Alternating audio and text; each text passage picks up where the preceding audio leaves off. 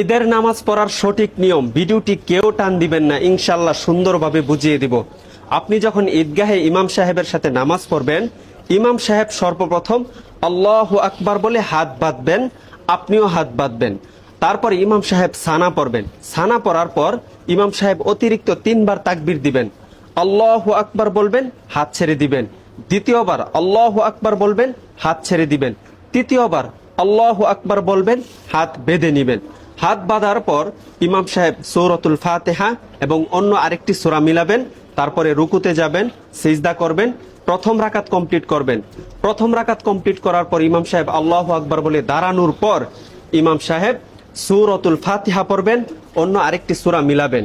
অন্য আরেকটি সূরা মিলানোর পরে রুকুতে যাওয়ার পূর্বে ইমাম সাহেব আরো 3টি তাকবীর দিবেন। আল্লাহু আকবার বলবেন, হাত ছেড়ে দিবেন। দ্বিতীয়বার আল্লাহু আকবার বলবেন, হাত ছেড়ে দিবেন।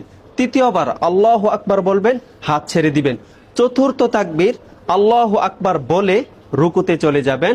তারপরে রুকুর তাসবিহ পড়বেন, রুকু কমপ্লিট করবেন, সিজদাতে যাবেন, সিজদা কমপ্লিট করার পর ডানে বামে সালাম ফিরিয়ে নামাজ শেষ করবেন।